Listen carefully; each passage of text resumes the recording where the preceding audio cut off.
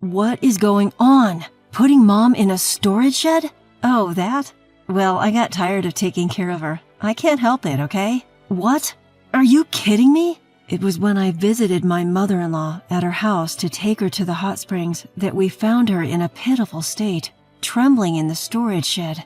Speechless at my sister-in-law's inhumane actions and the appalling conditions she forced on my mother-in-law, little did I know that divine retribution was about to befall my sister-in-law. I am a 46-year-old housewife. My husband is also 46, and we have a son. Our son has started living on his own as he's decided to go to college in a different state. I thought he'd go to a local university and we'd live together for a few more years even after he started working. But children leave their nest earlier than their parents expect. Earlier than anticipated, my husband and I suddenly found ourselves freed from parenting and had some spare time between just the two of us. How about we go on a spa vacation this long weekend? My husband's been coming home early lately, possibly due to recent changes in the work culture. It also seems like he's been going out for drinks a lot less. Oh, that sounds great. Our first trip alone since our honeymoon, right? Not just vacations, but I can't even remember going out to eat, just the two of us, since the last time in the early days of our marriage. We haven't dined out in that long. Yeah, but how about inviting your mom this time? My husband was surprised at my unexpected suggestion. We're both still in our 40s. We're still physically able to take care of my mother-in-law in case anything happens during the trip. Plus, we had declined her invitations several times since our son started grade school, citing parenting as an excuse. My husband's also been declining because of work, so without occasions like this, we might start drifting apart from her. When I explained my reasons, my husband agreed. My mother-in-law is currently living with my sister-in-law and her husband. We decided to try contacting my sister-in-law. I thought it might be better between women, so I called my sister-in-law. Perfect timing. I was wondering what to do with Mom since we were about to go on a trip. Lucky I found someone who can take care of her. We were on a speakerphone because my husband wanted to talk to his mother. Upon hearing my sister-in-law's self-centered comment, he was furious. Hey, what the hell do you mean by that? Oh, look what time it is. We're going to miss our flight. Ignoring my husband's suggestion, my sister-in-law emphasized her busyness and abruptly ended the call. What the hell is my sister doing? Is Mom okay with her acting like that? The excitement of seeing her after such a long time was overshadowed by growing anxiety. We need to go there right now. The in-laws' house is in the same city, but the area we live in is a newly developed residential area that has grown over the past 20 years. The area where the in-laws' house is located still has houses that have been standing since the 1920s. The in-laws' house was one of them, but it doesn't feel that old because it was rebuilt when my sister-in-law and her husband decided to live with my mother-in-law. After about a 20-minute drive, the roof of the in-laws' house came into view. We were able to enter the property, but the front door was locked and we couldn't get in. John knocked on the door and called out to his mom, but there was no response. I called Lisa to ask if they kept a spare key, but our calls didn't get through. Our anxiety increased as we desperately searched for a hidden key around the mailbox under the plant pots and such. It was then I spotted a figure in the corner of my eye. John was searching around the area when I saw the figure. Could it be in here? Murmuring, he looked into the shed and screamed. I rushed over and saw a person wrapped in cardboard and shivering in the shed. Mom? She was barely clothed, barefoot, with a pale face and unkempt hair. Her skin looked dry and an indescribable odor was emanating from her. How she looked didn't matter. I was concerned about her health. How long had she been abandoned like this in here? We need to warm her up. Hurry. I know. Damn it. Should we break the window to get in? Hold on. What about the backyard window? It might be open. The backyard was hidden from the street. I thought there might be a chance they had forgotten to lock it. As John moved swiftly, it turned out, just as I predicted, the window was not locked. John entered the house, unlocked the front door, and carried his mother inside. From then on, we moved around, working in sync like a well-practiced team of many years. I heated the room while John wrapped her in blankets. I changed her clothes while John prepared the bath. While I bathed her, he prepared the bed for her, and we got her all tucked into the bed. "Oh, it's so warm. It's like heaven," his mother murmured as she closed her eyes and appeared to drift off to sleep. "Your mom should have a family doctor at her age, right?"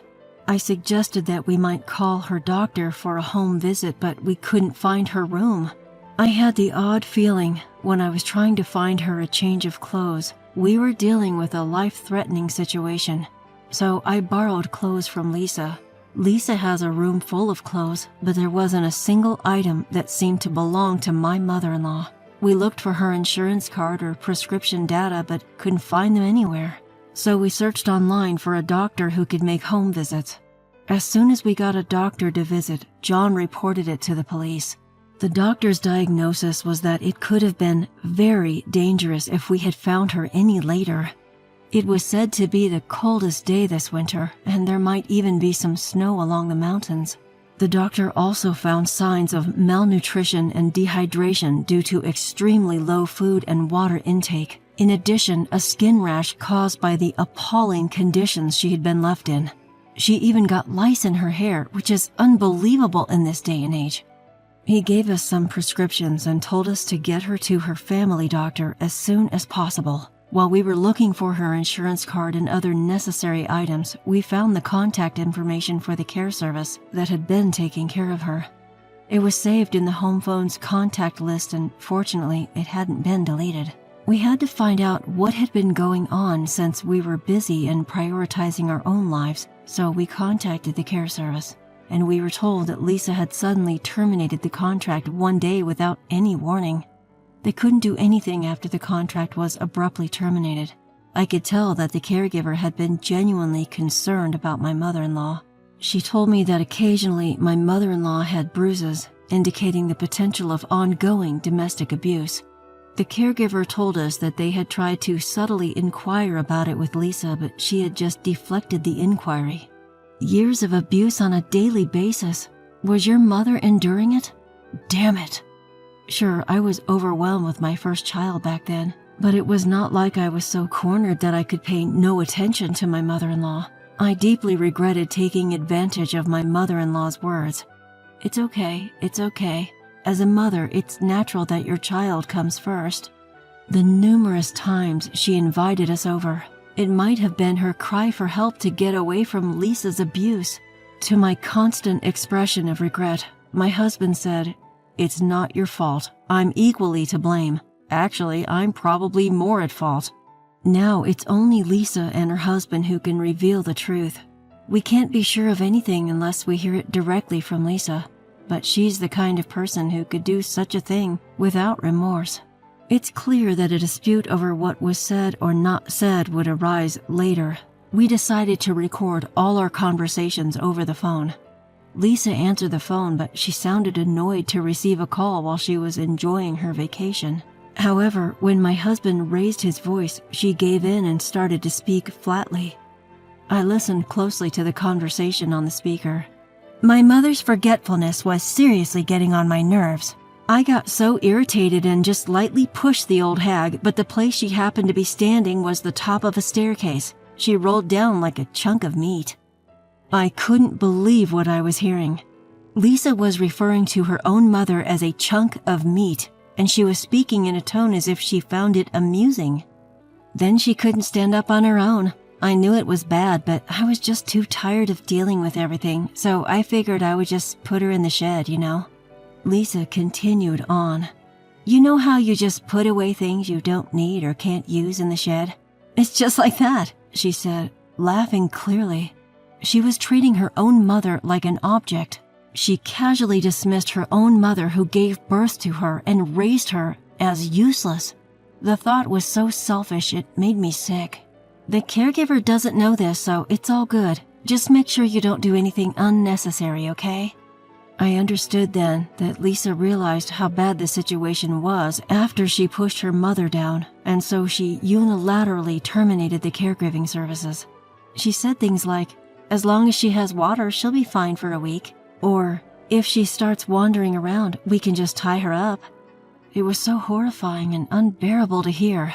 Oh, and you guys should cooperate too. If things keep going like this, she's going to die from weakness. If she does die peacefully, I'm thinking of sharing some of the inheritance with you guys.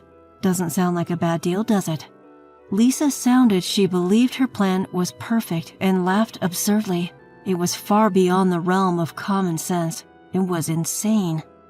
I felt as if Lisa herself was a dangerous weapon, and I couldn't stop shaking with fear. My husband managed to let Lisa explain without objecting, merely nodding along. He vaguely responded to her request for cooperation, never clearly accepting or denying. He wanted to lower her guard and let her come home. This was because the police we called had already arrived there, and they were listening to our phone conversations as well. They had asked us to coax as much information out of her as possible, and to ensure not to let her escape by pretending to agree with her. John, my husband, probably wanted to outright deny and admonish what Lisa was doing. I never wanted to see his anguished face again, the one he wore, as he suppressed his emotions while listening to Lisa. I sincerely hoped we'd be out of this sadness soon. Lisa and her husband, completely unsuspecting of our collaboration with the police, enjoyed their trip to the fullest. They returned home exactly 1 week after we found out about their abuse against my mother-in-law. When I heard Lisa talk about her mother, I casually asked about their return schedule. The police were waiting to apprehend Lisa and her husband as they returned home, elated from their trip. An arrest warrant had already been issued, and they were arrested upon being shown the document. What's going on? You're my real brother. Selling out your sister to the cops? What a lowlife you are. And you, cops, watch where you're touching me. I'll sue you, mark my words. Lisa, a middle-aged woman, spat out words like a washed-up thug. John looked at his own sister as if she were vermin. The real lowlife here is you. Hey, officer, that guy, my brother. He's a sly fox. Always been a liar. With a honeyed voice, Lisa tried to smear my husband's name, then audaciously started spouting nonsense. Mom's been suffering from dementia for years. No matter how many times I explain, she insists the storage shed is her home. So isn't it better to let her do as she pleases? Even doctors say that yelling at dementia patients only makes things worse. But we already had Lisa's confession on tape. When John played back the recorded phone conversation, Lisa and her husband turned pale and sank to the ground. From now on, you'll be behind bars. We managed to take care of necessary procedures while you were on your trip. Don't act so high and mighty, dumping the responsibility of that useless old woman on us. You have no right. You said you'd remain childless, taking up the responsibility of caring for our aging parents instead. It was you, Lisa, who asked us to give up our claim to the inheritance. This was probably a pact they had agreed on before John and I got married. You were the one who broke the pact first. If it was too much for you, you could have told me. That would have been fine with me. He spoke with a choked voice, saying he had always been ready to take care of his parents. Lisa's intention was to take care of her mother so that she could take all of the inheritance in return. However, her mother unexpectedly remained robust and lived longer than anticipated. Unable to bear this, Lisa hatched a plan to make her demise look like a natural death due to frailty. Regarding the ownership of the family home, it had remained under their mother's name since their father's passing. It was fortunate that the property was not under Lisa's name. Therefore, we decided to tear down the dilapidated family home and turn it into a vacant plot. We've decided to sell the plot later. The demolition schedule has already been set, so remove your personal belongings as soon as possible, my husband John calmly stated. You must be joking. I'm arrested, you idiot. How am I supposed to do that? We've leased a storage unit for 3 years to store your belongings. Of course, it will be paid from your savings. What? Who do you think you are, making decisions on your own? You used to be a crybaby, always calling for your big sister. Now you've grown quite a spine, huh? Lisa raged about him making decisions with her money, but John remained unfazed. He also mentioned that if the lease could not be extended within 3 years, they were free to dispose of the contents. Lisa could only gape in response. unable to argue back. It was a clear victory for us. The police finally said, "That will be enough," and shoved Lisa and her husband into a police car to take them away. They resisted to the very end and had to be carried away like luggage. In the following days, the demolition of our parents' house proceeded smoothly. Turns out, my mother-in-law was not actually suffering from dementia at all. Some forgetfulness is due to aging, something everyone will eventually experience. It's not the kind of forgetfulness that causes inconvenience to others. I too sometimes forget what I was about to do, only to remember after a while. My mother-in-law was like that too. Thanks to her, there was absolutely no legal power for Lisa to fight against her decision to dispose of the house, as my mother-in-law was the rightful owner. Lisa and her husband didn't take their belongings out from the house, so we demolished the house with their stuff still inside. Now they are in jail. They didn't seem to know they could have kept their things if they paid for some arrangements. They could have had a court-appointed attorney and have that lawyer hire a company to move their belongings. Lisa and her husband's deeds were broadcasted on TV in a segment like True Stories That Seem Unbelievable. It was referred to as a modern-day granny dumping incident. Subsequently, Lisa and her husband were charged with elder abuse by persons responsible for protection. They were also proven guilty of neglect, so they would likely spend quite some time behind bars. We managed to sell the now empty plot for a high price. We also decided to sell our current house, as it stood in a location that was frequently ranked high on most desirable places to live lists. Even as a second-hand property, it fetched a decent price. We used that money to build a house for the three of us, including my mother-in-law, at a location where we'd feel comfortable when we get old. It was a one-story, elderly-friendly house. The town had regular bus service and excellent care services were available. After the change in environment, my mother-in-law has become remarkably healthier.